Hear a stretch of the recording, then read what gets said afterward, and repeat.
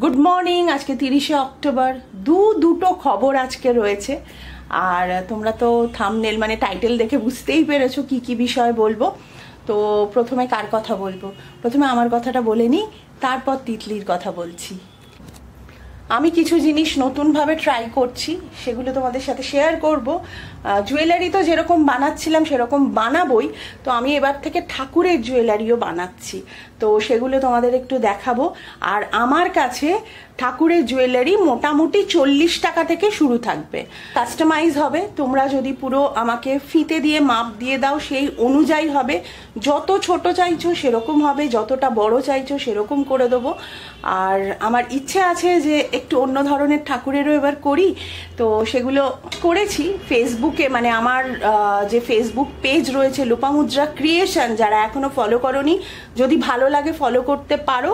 সেখানে আমার handmade jewellery তো রয়েছে, আমার কাজকর্ম অনেক কিছু রয়েছে, আমার তত্ত্ব সাজানো, আমার সাজানো। তাছাড়াও বেহালায় থাকছে, মানে শেঠির পাশে সুস্মিতাস পার্লারের সামনে আমি যে বসছি সেখানেও থাকবে ঠাকুরের জুয়েলারি। এই জুয়েলারিগুলো বানিয়েছি, এই ধরনের হার বানিয়েছি, এটা আমি আমার সরস্বতী ঠাকুরকে পরাবো বলে বানিয়েছি। আর এটার পুরো সেট বানিয়েছি, দুটো দুল, এই যে। আর পরিয়ে অবশ্যই তোমাদের দেখাবো। আর এই দেখো এরকম বানিয়েছি, এখানে চেন রয়েছে। আর এখানে কিন্তু এটাতে আমি সুতো দিয়েছি, সুতো দিয়ে আটকে দিতে আমার সুবিধে হয়, তোমরা যেরকম চাইবে সেরকম করে দেবো। এ দেখো চেনের মধ্যে এরকম লকেট করেও করেছি, এই যে। আর এইটা করেছি, এইটা দেখো পুরো স্টোন দিয়ে, এরকম ডিফারেন্ট টাইপের করেছি, যেগুলো কিন্তু 40 টাকা থেকে আমার জুয়েলারি শুরু হবে, তোমরা নিতে পারো। এই দেখো এদিকে রেখেছি, এটা জাস্ট এক্ষুনি শেষ করলাম।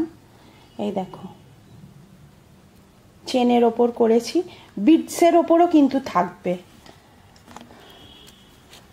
আর এইটা হচ্ছে লোপামুদ্রা ক্রিয়েশন আমার পেজ। এটা একটু ভালো করে বসি। এ তো গেল আমার কথা, এবার আসুক তিতলির কথা।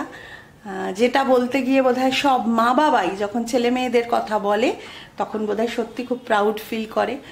আর আমিও সেরকমই মা, যে খুব প্রাউড ফিল করছি। মেয়ে বিদেশে গিয়ে একা থেকে পুরোটা একা হ্যান্ডেল করে, শুধু তো পড়াশোনা নয়, সেখানে কাপড় কাচা, খাওয়া দাওয়া, বাজার করা, নিজেকে ঠিক রাখা, ইভেন মন খারাপ হলেও নিজেকে নিজের ঠিক করা, সেটাও তো একটা বড় জিনিস না? মা বাবার থেকে এত দূরে গিয়ে কমফোর্ট জোন ছেড়ে একটা অন্য জায়গায় গিয়ে থেকে সেই জায়গাটাকে নিজের মতন করে অ্যাকসেপ্ট করা, সেটাও তো অনেক বড় কথা। তো তিতলির রেজাল্ট বেরিয়েছে, তিতলি মাস্টার্স কমপ্লিট করলো। আমি পার্সেন্টেজটা একদমই বলবো না, কারণ এটা তিতলির 12 করেছে, কালকে রাত্রির 1টায় ওর রেজাল্ট আমরা জানতে পেরেছি।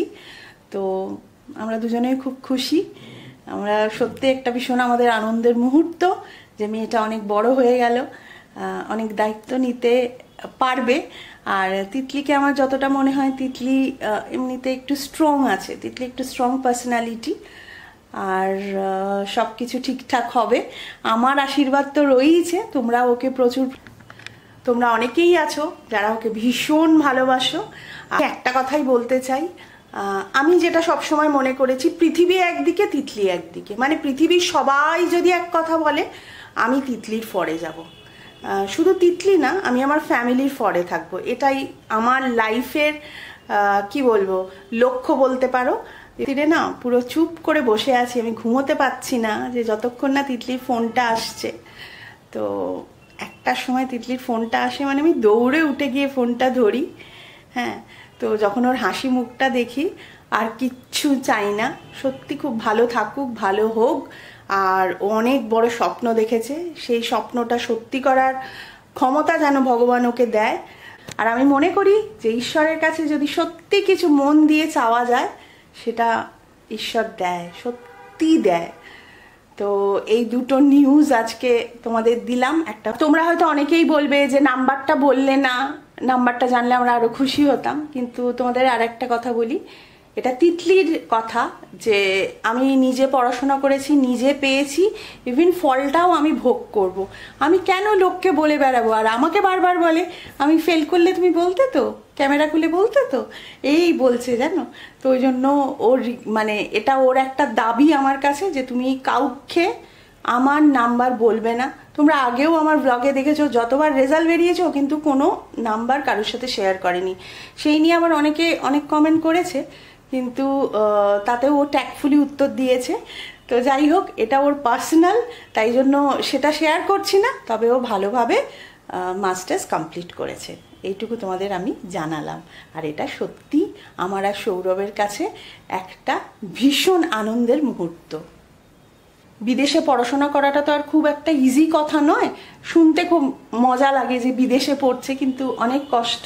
তার কারণ নিজের রান্না বান্না, নিজেকে খেয়াল রাখা, কাচা কুচি, বাজার করা, এভরিথিং করে পড়াশোনা করা, পার্ট টাইম জব করা।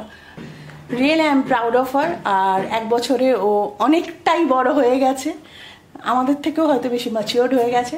তোমরা প্লিজ ওকে আশীর্বাদ করো, এইটুকুই চাইবো। এবার আমি রেডি হব, কারণ আমাকে কাজে বেরোতে হবে। জাস্ট আমার পুজো শেষ হলো। আমি সরস্বতী মাকে এই যে জুয়েলারিটা পরিয়েছি দেখো, আর কানেও কিন্তু এই বড় বড় দুল পরিয়েছি। আর এইদিকে দেখো বিপত্তারিণী মায়ের জুয়েলারিটাও আমি বানিয়েছি, আর কালের মায়েরও জুয়েলারিটা আমি বানিয়েছি। এই যে এটা তো তোমাদের ফটো দেখিয়েছি। বেরোবো বলে অবস্থা খুব, বুঝতে পারছো কি বৃষ্টি হচ্ছে। জানলাটা খুলি দেখো, দেখো। আর আমি যেখানটায় বসি, বাইরে বসি তো পুরো জল আসে, আমি যেতেই পারবো না আজকে, প্রচন্ড বৃষ্টি হচ্ছে। গুড ইভিনিং, আজকে 31 তারিখ। আজকে কিন্তু তিতলিদের হ্যালোউইন রয়েছে। আমি জাস্ট কাজ থেকে ফিরলাম, আবার বেরোচ্ছি, ছোট কাকার বাড়ি যাব। আমি আর সৌরভ যাব। সৌরভ একটু ফ্রেশ হচ্ছে, তারপর চা খেয়েই বেরিয়ে যাব। 8টার মধ্যে বেরিয়ে যাব, ড্রাইভার বলে দিয়েছি 8টার মধ্যে এসে যাবে। সৌরভ আজকে অফিস থেকে এসেও আর ড্রাইভ করতে চায় না। তো এই যে সৌরভও রেডি হয়ে গেছে, চলো। আমি সব বন্ধ করেছি, গ্যাস দেখতে ঢুকেছে যে বন্ধ করেছি কিনা। ছোট কাকার বাড়ি আমার বাড়ি থেকে খুব একটা দূরে নয়, লেক মলের ঠিক পাশের গলিতে ছোট কাকার বাড়ি। তো রাস্তায় একটু জ্যাম ছিল, তাও ঠিক আছে। আমরা অনেকটাই রাত্রির করে গেছি, প্রায় 8:30টার পর। আর এত খাওয়া দাওয়া গল্প গুজব হচ্ছিল, ভ্লগই আর করা হয়নি। তো আবার তিতলির সাথে কথা, আর অনেক প্ল্যান হয়েছে, সেই সমস্ত নিশ্চয়ই তোমরা পরে জানতে পারবে। আর তিতলি আর সারণিককে দেখো, আর কেটিও আছে, ওরা কিরকম সেজেছে দেখো, কতগুলো ফটো পাঠিয়েছে, তাই তোমাদের সাথে শেয়ার করলাম। ওদের হ্যালোউইন পার্টি ছিল। যদি তোমাদের পরিবার.com-এর কিছু ভালো লেগে থাকে, যারা সাবস্ক্রাইব করনি সাবস্ক্রাইব করে দিও। আর সবাই খুব ভালো থেকো।